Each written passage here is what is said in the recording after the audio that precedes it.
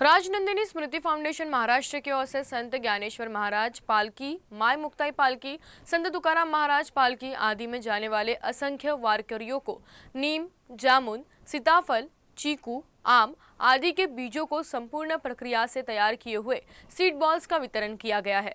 खास बात यह कि पर्यावरण जन जागृति के संदेश के साथ निशुल्क वितरित किया गया। पुणे शहर से सुबह 5 बजे से एक अद्भुत भक्तिमय वातावरण में लाखों वारकरी और हजारों दिंडिया भजन कीर्तन की धुन पर थिरकते हुए जय हरि विठल के जय घोष से दिव्य घाट मार्ग से पंढरपुर के लिए प्रस्थान करने लगे।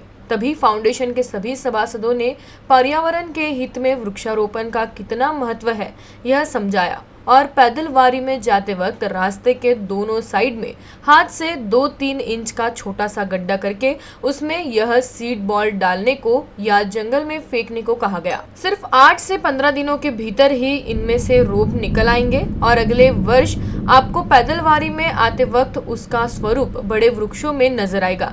यह बात वारकरियों को बड़े ही विनम्र भाव से समझाई गई। उद्देश्य था वो बढ़ते हुए तापमान को कम करना था। सीड बॉल्स तो वैसे हम लोग हर साल ही बनाते हैं, पर इतनी ज़्यादा क्वांटिटी में नहीं बनाते। इस साल टेम्परेचर बहुत 50 के आसपास गया था, तो हमने सोचा कि जो हमसे बन पड़ता है हम वो कर सकते हैं टेम्परेचर कम करने के लिए। तो इस साल मैंने और पापा ने मिलकर सोचा कि हम इस साल 1 लाख सीड बॉल्स का संकल्प लें। तो वही संकल्प हमने लिया और पूना में जाकर हमने वो सीड बॉल्स वारकरियों को बांटे। अमरावती स्थित सामाजिक कार्यों में सदैव समर्पित रहने वाली होली क्रॉस कॉन्वेंट की इयत्ता 9वीं की छात्रा क्षमता ठाकुर ने पिछले महीने 5 जून विश्व पर्यावरण दिवस के उपलक्ष्य 1 लाख सीड बॉल्स बनाकर उन्हें निशुल्क वितरित करने का संकल्प लिया था।